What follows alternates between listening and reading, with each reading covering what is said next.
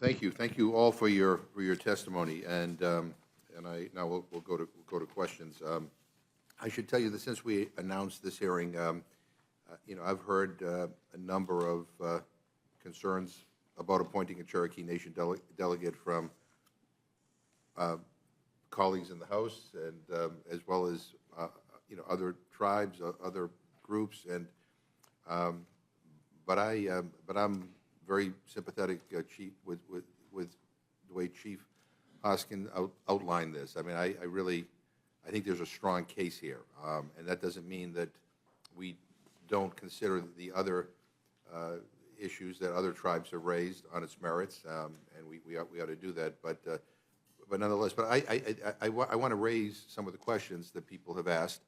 Not to be adversarial, but to get the answers on the record, because I support this effort, I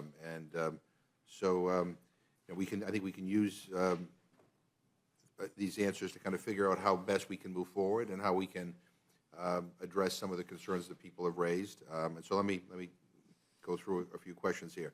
So, Chief Hoskin, the Cherokee Nation Constitution calls for the delegate to be appointed, not elected. This is in this chamber here, the People's House. I'm not sure there's precedent in modern times for the House to seat an appointed delegate with equal status to someone elected by all the voters in Washington, D.C. or Puerto Rico, for example. So what's the reason for an appointment rather than an election? And would the delegates what would the delegates' constituency be? And do you view it as absolutely necessary that the delegate be appointed? Well, the Cherokee people determined that the delegate should be appointed, and this is where the United States could show deference to the Cherokee Nation as a sovereign Indian nation. The Constitution of the Cherokee Nation prescribes the manner in which the delegate is selected. It's through an appointment by the principal chief, confirmation by the council. In this instance, I appointed Kim Teehee August of 2019, unanimously confirmed by the council, our legislative branch. So in the first response is deference to the Cherokee Nation's sovereign act of determining how the delegate is selected. The terms of the treaty itself say that the Cherokee Nation shall have a delegate. It doesn't prescribe the manner in which it's selected. I suppose the framers could have done that. I suppose the United States is probably the party that had the pen on this treaty, and they didn't choose to prescribe how the delegate was selected. Thirdly, I would say, if you look back in history to the early days of this republic, in fact, territorial delegates were appointed. We have some specific citations we can bring to the committee's attention, but that is, in fact, in the historic record as part of the House of Representatives. Thank you. And you addressed this a little bit in your opening, but again, I want to get this on the record. I want to address the super vote issue, which is a frequent objection that I've heard as Congress considers this matter. I'm sure the constitutionality piece will be covered further in this hearing, so I specifically want to talk about representation on committees. When the treaty was signed, Oklahoma wasn't a state, and its residents had no representation in Congress, and Native Americans could not vote. Obviously, now members of the Cherokee Nation do have congressional representation. Delegates don't vote on legislation, as you pointed out, on the House floor, but they do vote in committee, as well as introducing bills and amendments. So the idea is that, for example, if a delegate from the Cherokee Nation gets a seat on the Ways and Means Committee, and a member from Oklahoma is already on the committee, many Oklahoma citizens would get 2 representatives on the Ways and Means Committee, so the argument goes. So, Chief Hoskin, how would you respond to people arguing that members of the Cherokee Nation would be doubly represented on committees? Well, the argument misses that the Cherokee Nation is the sovereign nation whose interests are represented by the delegate. I mean, the treaty itself was a treaty between 2 sovereign nations, the United States and the Cherokee Nation, and the parties determined that the Cherokee Nation governmental interest would be uniquely represented in the House of Representatives. So in that sense, I don't see the double representation. Pointing back to my earlier testimony, the ultimate action of this body in terms of the representative action, in terms of me as a citizen of the 2nd District of Oklahoma, Congressman Mullen is my congressman. His action of voting on final passage is him taking my voice and the voice of thousands, hundreds of thousands of other Oklahomans to the House floor, but not before then. Before then, it is a matter of Congress's committee structure. And so in the case of Kim Teehee, a delegate, she would not vote on final passage. So in that respect, there would not be double representation for a single Oklahoman. Cherokee people are all over this country, 441,000 citizens, every state in this country. But again, the governmental interests of the Cherokee Nation were what the parties contemplated when they crafted the Treaty of 1835. Well, thank you very much for clearing that up, because this is helpful for us to be able to rebut people who, bring some of these arguments forward. So I think it's important for the record. We're very interested in process here at the Rules Committee, so I want to discuss the mechanics of seating a delegate. Ms. Schwartz, how were current delegates like those from Guam, Washington, D.C., or the Mariana Islands seated, and what did that process look like, generally speaking? Thank you. Every delegate, including the current territorial delegates, have been seated through the operation of a statute that passed both houses of Congress and then was signed by the president. So that is, the list of those delegates and the attendant statutes are listed in my written testimony, and that's historically been the way that delegates were seated in the House. So, and that would require the House to vote, the Senate to vote, the President to sign the bill. Correct, or of course a vote by a supermajority to override a veto of the president. It's just really hard dealing with the Senate. And so I'm just... Right. Professor Robertson, in your view, should a tribal delegate be seated through a statute versus a simple resolution, or would the treaty would the treaty impact that process? I think the treaty has to impact the process. I think that the treaty is written in the way it is for a reason. It might have provided for representation in Congress. It expressly seated the delegate in the House. I think with the contemplation that the House of Representatives would make the final call, the Senate had the opportunity to weigh in and did at the time of ratification. As I suggested earlier, and Chief Hoskin, I think, made the same point, as had CRS. The fact that it's an Indian treaty is important because we don't have Indian treaties that aren't self-executing. And in fact, in this instance as well, there was no hesitation on the part of the United States, even in the absence of further legislation, in implementing federal rights under the Treaty of New Echota, which included the removal of the Cherokee people. So one side was happy acting as if there were no need for further implementing legislation. And I think what's happening now is that this body is considering whether it's time for the United States to finish fulfilling the obligations that it made under this treaty. I think it's also, so in a sense, I guess what I'm suggesting is simply deferring to the language of the treaty.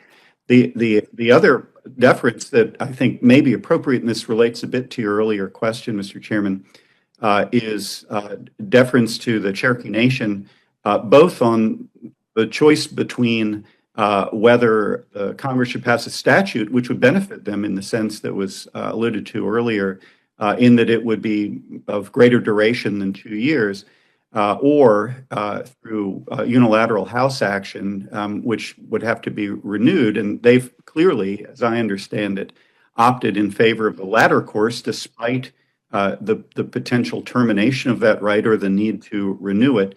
They are the party that's going to be impacted most directly, and so I think that deference may be appropriate here, particularly given the long time it's taken to get around to allowing them to exercise the right. But I also think that it's important, as I said earlier, that we don't have a history of requiring implementing legislation and deference to the language of the provision. And Chief Hoskin, do you have any concern with the prospect of the Cherokee delegate position being up for debate every 2 years if it were created through a resolution versus a statute? Well, certainly, if it was through a statute, you could make the argument that there's a durability to Right. that. But in my view, the United States Senate has acted, the President of the United States has acted. It's incumbent upon the House to act. I acknowledge that that means a every 2-year proposition of coming back to the House. My feeling is this, as Chief of the Cherokee Nation: if the United States, at long last, after nearly 2 centuries, agrees to honor this promise in this Congress, and it could happen this year, I would think it'd be breathtaking for the next Congress to say we're going to then break this promise. Now, I'm a tribal leader. I know my history. I know the United States has broken a promise or two. In fact, they've broken every treaty it's ever had with the United States. But I think in the 21st century, when this House of Representatives seats Kim Teehee, there won't be another Congress that will dare break that promise to the Cherokee Nation. Thank you. The Rules Committee has received letters and statements from several other federally recognized tribes requesting that Congress consider seating their delegates as well. We received a statement from the chief of the Choctaw Nation supporting the Cherokee Nation's request and requesting that a Choctaw Nation delegate also be seated on the basis of the 1830 Treaty of Dancing Rabbit Creek. I ask unanimous consent to insert the statement in the record without objection. We also received a letter from the President of the Delaware Nation requesting that if any tribal delegates are seated, the House also seat a delegate from the Delaware Nation on the basis of the 1778 Treaty of Fort Pitt, or the 3 successors of the historic Delaware Nation cannot agree on the delegate to seat a delegate from each tribe. I ask unanimous consent to insert that letter in the record without objection. We also received a letter from the Assistant Chief of the United Kiowa Band of Cherokee Indians in Oklahoma arguing that they are a successor to the historic Cherokee Nation. I ask unanimous consent to insert the letter in the record along with the resolution appointing a delegate without objection. And finally, we received a letter from the Eastern Band of Cherokee Indians arguing that they are a successor to the historic Cherokee Nation. I ask unanimous consent to insert the letter in the record without objection. Look, we're here today to discuss the Cherokee Nation's request to seat a delegate. But as we continue to work to honor our treaty obligations, I think it's important that Congress also look into these other requests. And so, Ms. Schwartz, I know the Cherokee Nation Treaty was the focus of your report, but has CRS looked into whether other tribes may have treaty-based claims for some form of congressional representation? And if not, is that something that CRS could do? Thank you. We have looked at the treaty provisions in the treaties that you've mentioned, the treaty with the Delawares of 1778. If it would be helpful, I'd like to read the way that that provision is worded. The agreement in that treaty was to form a state whereof the Delaware Nation shall be the head and have a representation in Congress, provided nothing contained in this article to be considered as conclusive until it meets with the approbation of Congress. So that treaty provision first is slightly more dependent on congressional approval than the wording of the New Echota Treaty, and it also more expressly contemplates the creation of a state that, of course, was never created and that this body could not create on its own. The treaty with the Choctaw, which is sometimes referred to as the Treaty of Dancing Rabbit Creek of 1830, 5 years before the Treaty of New Echota. I'm going to quote from that as well. That tribe, quote, expressed a solicitude that they might have the privilege of a delegate on the floor of the House of Representatives extended to them. The commissioners do not feel that they can, under a treaty stipulation, accede to the request, but at their desire, present it in the treaty that Congress may consider of and decide the application, end quote. So that treaty, in contrast to the Treaty of New Echota, did not include a stipulation for a delegate, but mentioned the desire of the tribe to have a delegate. That does not mean that Congress could not take an action, but it does mean that the claim is somewhat weaker than the Treaty of New Echota provides. So, and let me just to put a final point on this. I mean, so the Treaty of New Echota is pretty clear about what was agreed to and what our obligations are. I mean, And I guess what I say that, and I just want to make sure that you agree with me on that. I say that, you agree with me on that, right?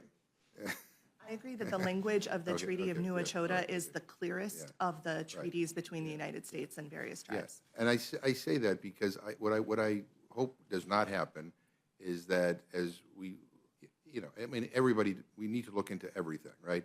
But me looking into everything doesn't mean that we have to wait, on taking action on something that to me is pretty clear, as what we're talking about here today. So we want to, we respect all of the input that we have received from everybody, and we need to consider all of this stuff. However, I think the case that the chief is bringing before us today is pretty specific and pretty clear, at least the way I look at it. And so, but I thank you for your. I now yield to Mr. Cole.